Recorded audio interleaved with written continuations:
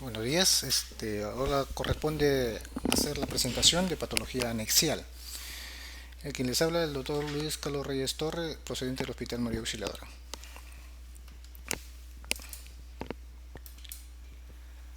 En cuanto al contenido que se va a presentar en el siguiente tema que me ha tocado presentar, son 6 puntos, ¿no? Uno, embriología; segundo, epidemiología; patogenia; clasificación; clínica y tratamiento.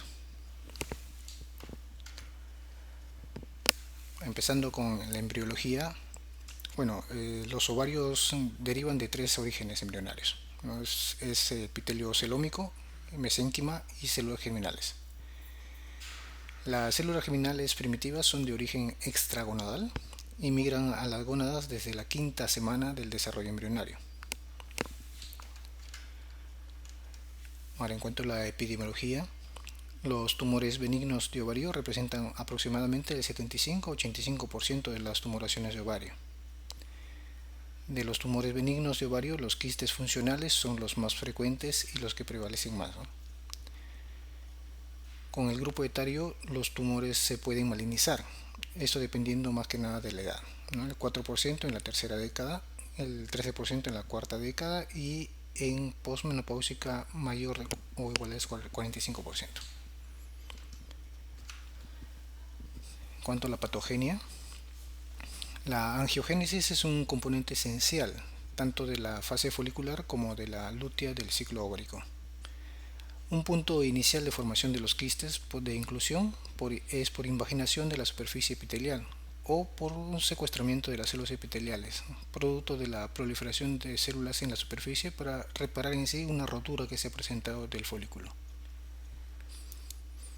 También participa en diversos trastornos ováricos como la formación de quistes foliculares, otro como síndrome de ovario poliquístico, síndrome de hiperestimulación ovárica y neoplasias ováricas benignas y las malignas.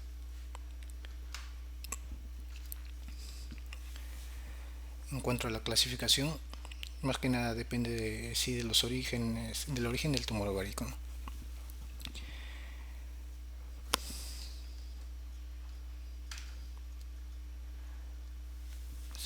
Son tumores no neoplásicos y los tumores neoplásicos. En primera parte, los tumores no neoplásicos. Entre estos se encuentran los quistes funcionales y condiciones hiperplásicas y otras condiciones, ¿no?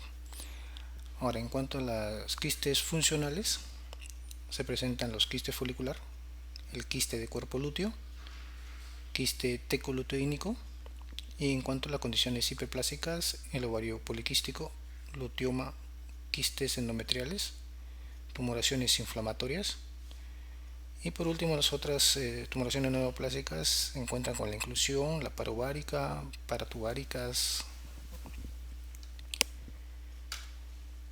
y dentro de los tumores neoplásicos son derivados más que nada del componente ovárico, ¿no? Unos son derivados del epitelio celómico, entre estas cistadenoma seroso, cistadenoma mucinoso, endometoides, tumor de células claras, tumor de Brenner, los derivados de las células germinales, el disgerminoma, el teratoma, carcinoma embrionario, tumor de seno endodermal, el coriocarcinoma. Y por último, los derivados del estroma gonadal y cordones sexuales. Entre estos están los tumores de células de la glándula losa, tumores de Sertoli-Leydig y la ginandroblastomas. Veamos los tumores no neoplásicos. En cuanto a estos, empezamos con los quistes de inclusión. Estos son frecuentes, no son funcionales, usualmente son pequeños, ¿no? Y carecen de importancia en sí.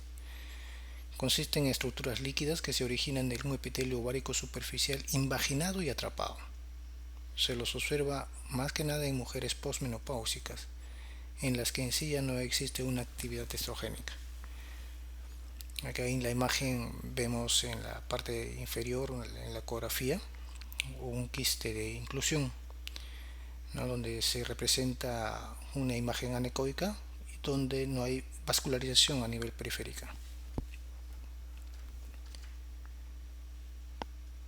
los quistes foliculares.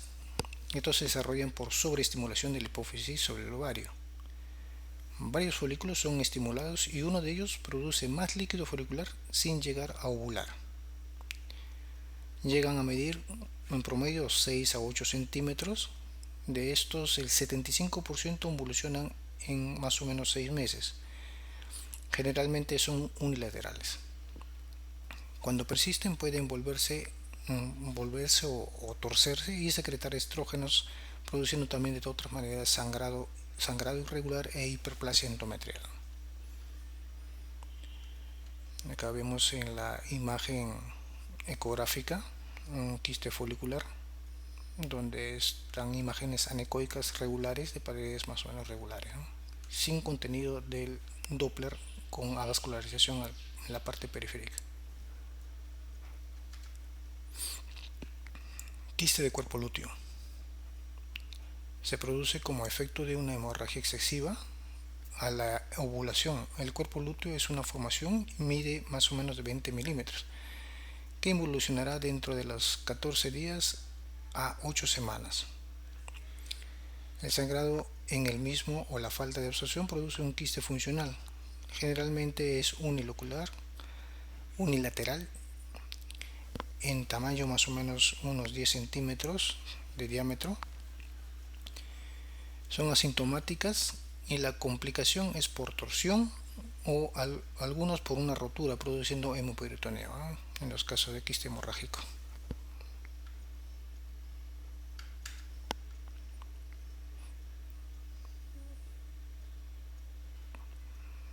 Aquí hay una imagen de la parte ecográfica donde se ve un quiste de cuerpo lúteo, más que nada representada por un halo a nivel del mismo quiste.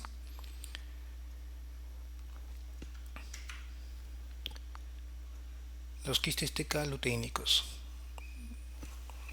se encuentran en respuesta a la secreción de HCG elevada, ¿no? Asociados con mola o coriocarcinoma o una hiperestimulación ovárica en el tratamiento de fertilidad.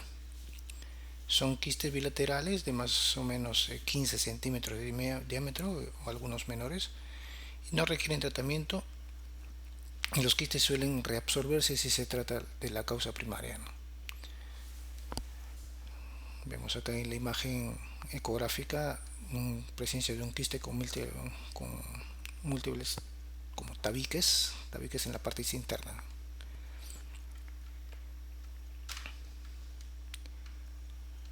Los ovarios poliquísticos. Estos son grandes con cápsula fibrosa gruesa, con hiperplasia de la teca interna, donde se presentan numerosos folículos atrésicos y síntomas en relación a la endocrinolopatía, ¿no? Que más adelante se verá estos casos de ovario poliquístico. Acá en la imagen vemos en la parte inferior una presencia de un quiste poliquístico característico, ¿no? Donde hay más de 10 folículos ováricos, todas menores de 1 centímetro, y donde la fibrosa es gruesa. Luteoma. Son compuestos por nódulos hiperplásicos de células luteínicas. El luteoma del embarazo en sí en un 50% es bilateral y pueden alcanzar hasta 20 centímetros en unos casos. Después del parto usualmente regresionan. Se ven algunos casos en la parte inferior. Los quistes endometriales. Su contenido de los quistes endometriales característico es el líquido color achocolatado. Raramente exceden los 12 centímetros. En algunos casos se han presentado también mayores de este tamaño. Presentan adherencias gruesas y producen en la gran mayoría dolor pélvico crónico, y también están relacionados a cuadros de infertilidad. Acá en las imágenes vemos en la parte inferior, en la ecografía, el característico imagen en vidrio esmerilado, ¿no? Y en la parte lateral vemos en una operación por vía laparoscópica la presencia de salida de la secreción achocolatada.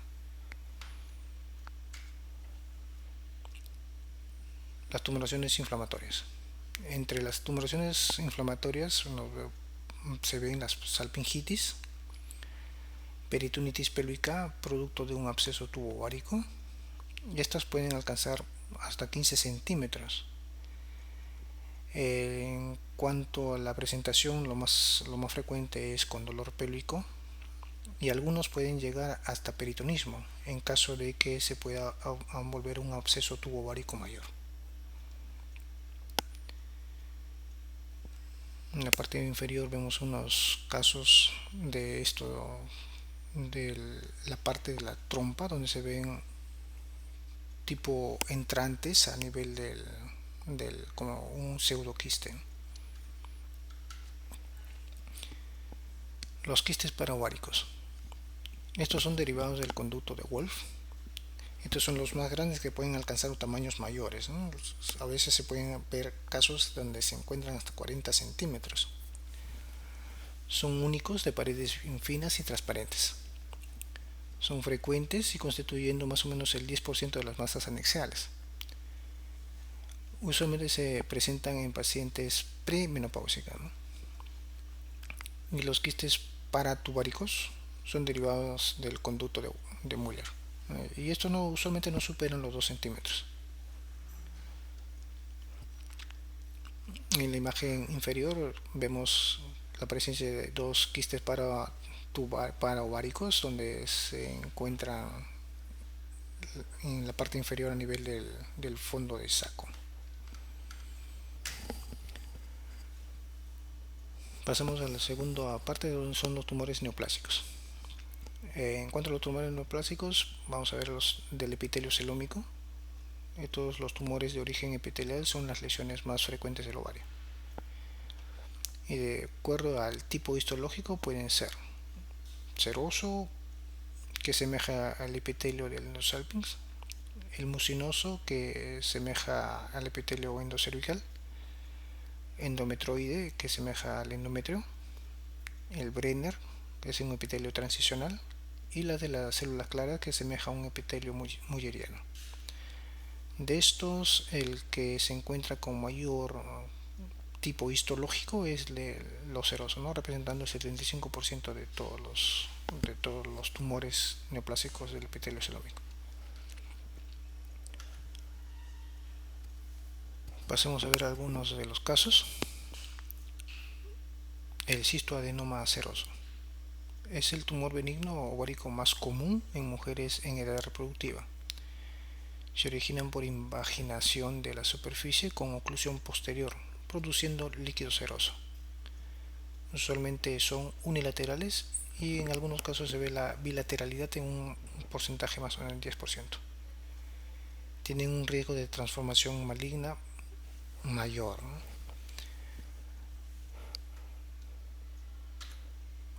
El cistoadenoma mucinoso. Estos son en sí la segunda neoplasia ovárica epitelial, representando como el 15 al 25% de todos los tumores del ovario.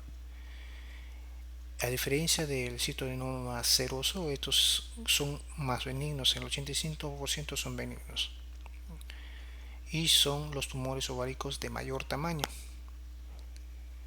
En el interior está dividido por tabiques o lóculos que contienen líquido mucinoso espeso y viscoso. En un porcentaje del 2 al 5% pueden desarrollar pseudomixoma peritoneal. Acá en la parte inferior vemos alguna imagen de lo que es el cistoadenoma mucinoso, poniendo de todas maneras lo que es el Doppler, ¿no? Donde hay algunos tramos con un aumento de vascularización en la parte de la trabécula, pero en sí en la parte externa no se evidencia vascularización. Y en la parte lateral vemos la patología. El tumor de Brenner. Son tumores sólidos, generalmente benignos, y pueden acompañarse de un síndrome endocrino feminizante o virilizante. Se dan a cualquier edad y con mayor frecuencia después de los 40 años y usualmente son raros. Algunos casos de patología en la parte inferior. Ahora, dentro de otra parte son las células germinales. Los tumores se desarrollan de las células germinales indiferenciadas de ovario. Pueden originarse en sitios extragonadales como el mediastino y el retroperitoneo. Los tumores extragonadales se explica por la migración embrionaria de las células germinales desde el saco vitelino hacia los gónadas. Hasta los 20 años de edad, el 70% de tumores ováricos tienen origen en células germinales y la tercera parte son malignos. Y después de los 30 años su presentación es infrecuente, ¿no? Los disgerminomas. Es el tumor más maligno de las células germinales. Constituyen el 30 al 40% de todos los cánceres de ovario. El 75% de disgerminomas se desarrolla entre los 10 a 30 años de edad. Algunos pueden alcanzar más o menos un promedio de 15 centímetros de diámetro. Dentro de los tumores disgerminomas, lo característico de estos tumores que son responden bien a la radioterapia, aunque el tratamiento se suele utilizar la quimioterapia. Teratoma. Se origina a partir de las células pluripotenciales que producen tejido de las tres hojas germinales, sea del ectodermo, mesodermo y endodermo, y cada uno presentando características en el mismo tumor. Por ejemplo, en el ectodermo se presencia de piel, ¿no?, y sistema nervioso. Del mesodermo a veces pueden presentarse grasas y el endodermo usualmente un tejido mucinoso. Ahora, el 15 al 30% son bilaterales. Se clasifican en teratomas inmaduros y teratomas maduros. En cuanto a los teratomas inmaduros, estos son el segundo tumor más maligno de las células germinales. El 50% se desarrolla entre los 10 a 20 años de edad. Los marcadores tumorales son negativos. El tejido nervioso inmaduro es el más común.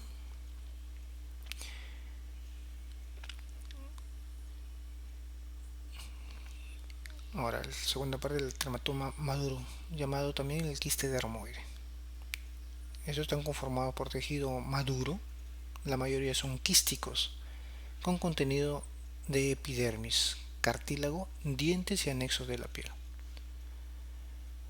En su gran mayoría son asintomáticos y usualmente es un hallazgo fortuito durante una exploración ecográfica de rutina. Estos constituyen el 90% de los teratomas.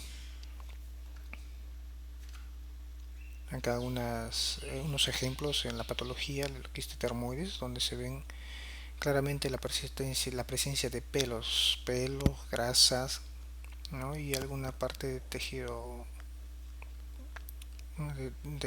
óseo.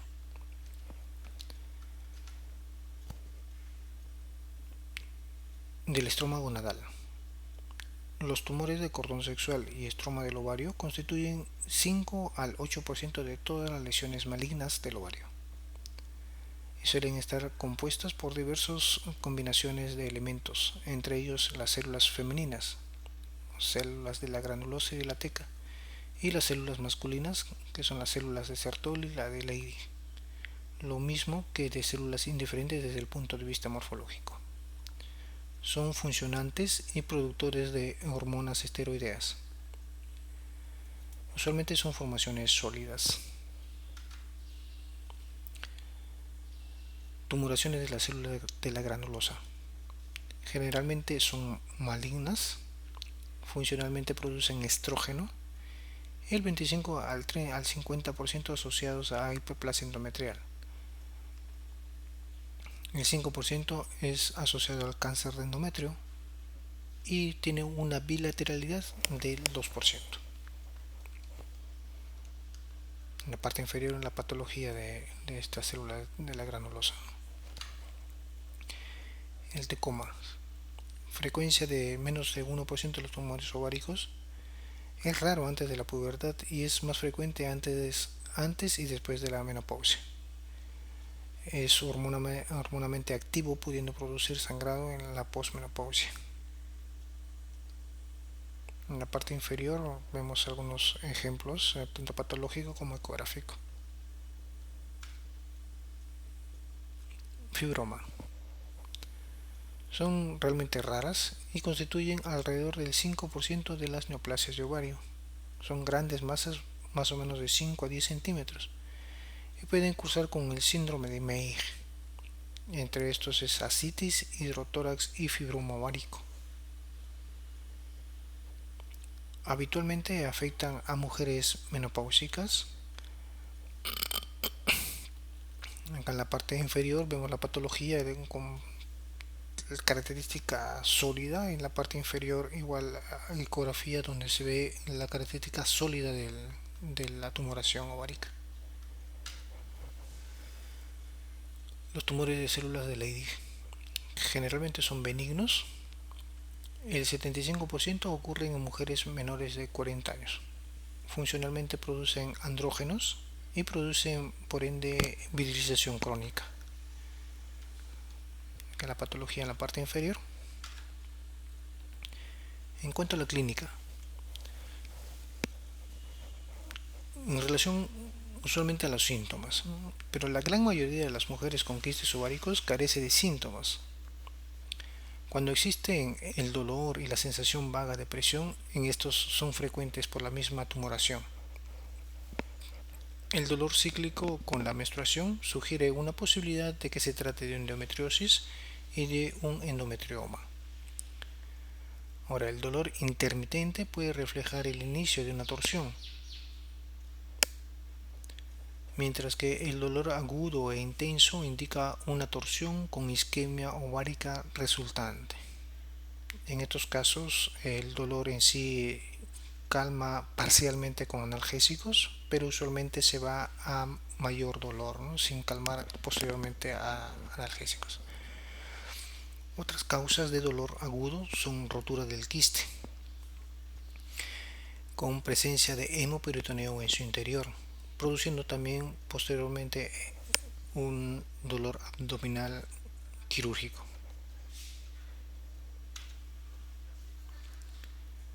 El diagnóstico. Muchos quistes ováricos son asintomáticos, como se mencionó, y se encuentran de forma accidental durante una exploración ginecológica de rutina o al realizar estudios de imágenes por alguna otra indicación.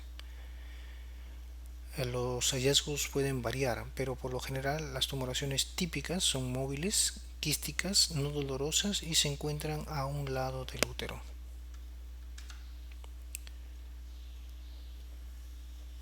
Algunos marcadores tumorales que se utilizan para el diagnóstico como apoyo al diagnóstico para los quistes, más que nada es para la benignidad o malignidad de los casos.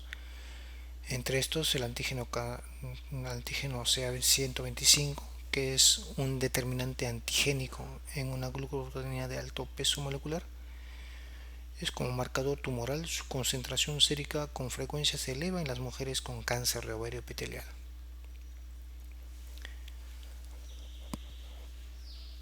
Aunque se ve el CA125 también se puede estar incrementado en otros casos, ¿no? Por ejemplo, miomas, endometriomas, que pueden estar elevándose, ¿no? Pero sin embargo no llegan a valores mayores de 100. La alfa-proteína se eleva en los pacientes con un tumor del seno endodérmico o un carcinoma de las células embrionarias. La concentración de deshidrogenasa láctica se eleva en los pacientes con disgerminomas, ¿no?, donde es habitual pedirlos. El antígeno carcinoma embrionario, el antígeno 19,9, se eleva en los carcinomas ováricos epiteliales mucinosos. Los estudios de imágenes En estos casos, el estudio de imágenes se ha ampliado en mayor medida para diagnóstico ah, para el diagnóstico de la malignidad o benignidad de los casos, ¿no? Tanto la ecografía transvaginal como la ecografía transabdominal constituyen métodos excelentes y el tamaño del tumor constituye el principal factor para elegir cuál se puede estar utilizando. Para lesiones confinadas a la pelvis, la ecografía transvaginal es de elección, ¿no? Pero si se encuentran tumoraciones mayores, la que se pide es la ecografía transabdominal, que es útil en estos casos, más que nada por lo que es grande. Ahora, la ecografía transvaginal con Doppler de color puede añadir información de naturaleza de la lesión, su potencial maligno y la presencia de torsión.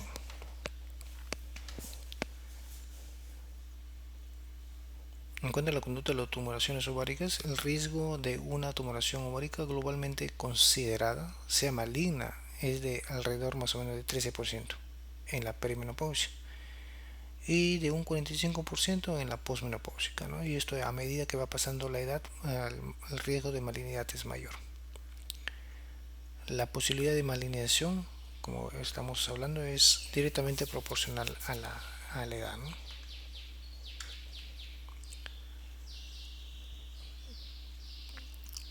Ahora, en sí hay ciertos criterios de benignidad y criterios de malignidad.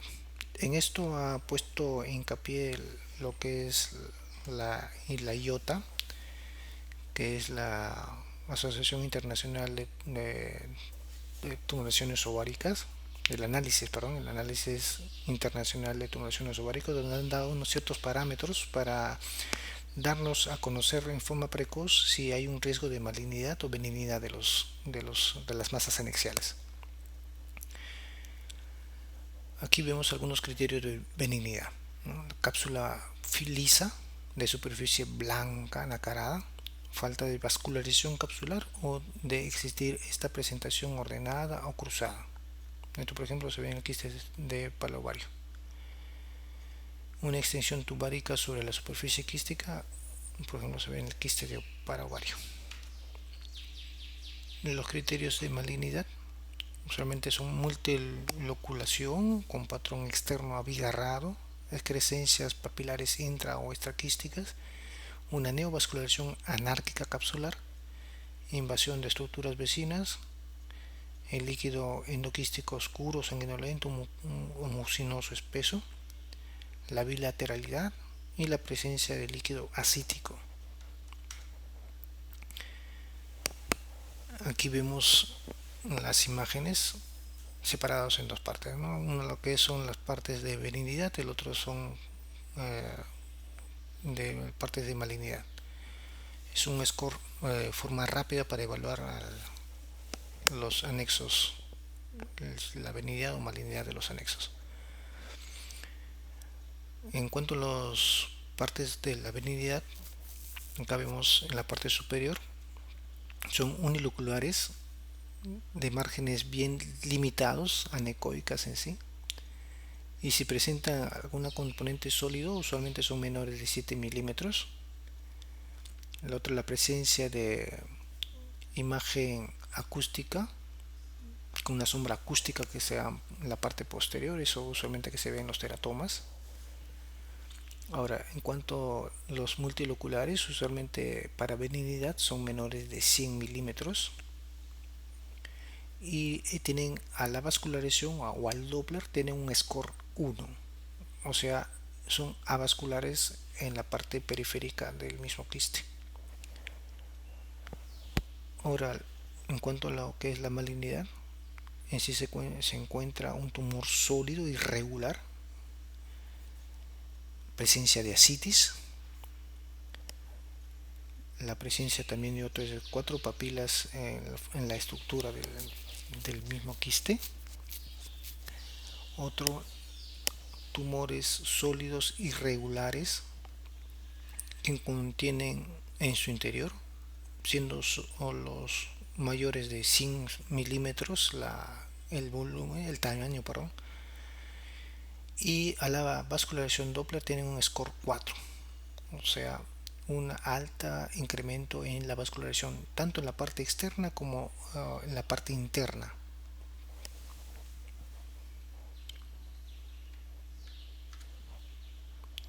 Ahora, en cuanto al tratamiento,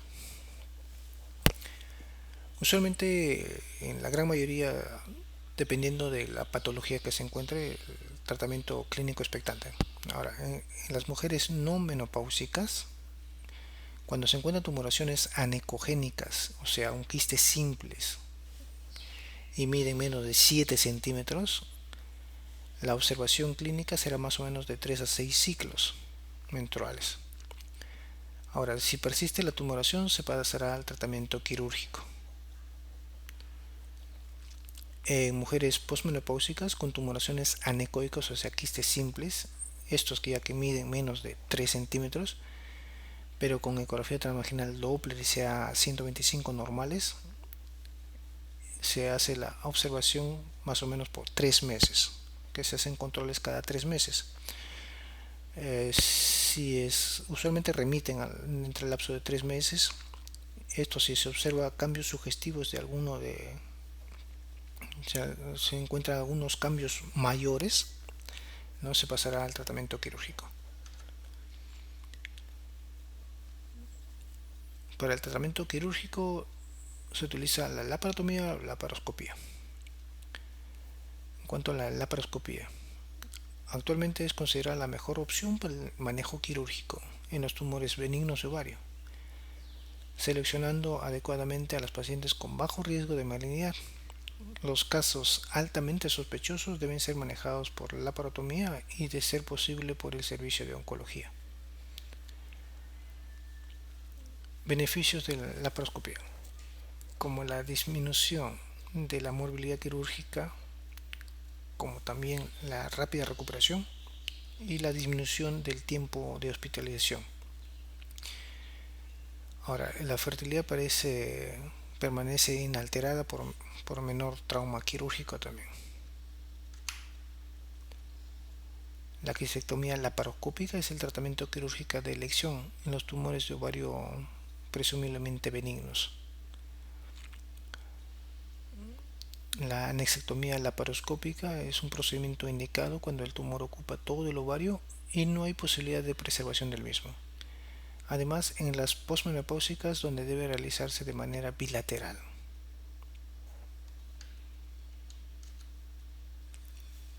La laparotomía.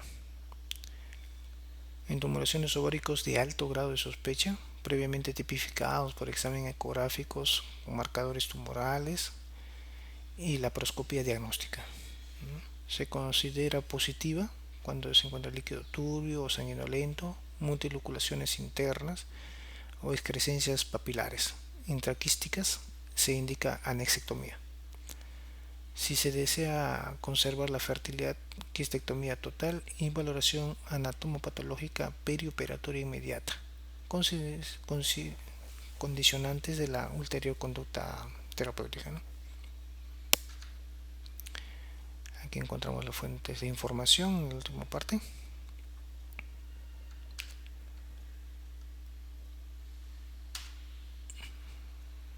Eso es todo, gracias.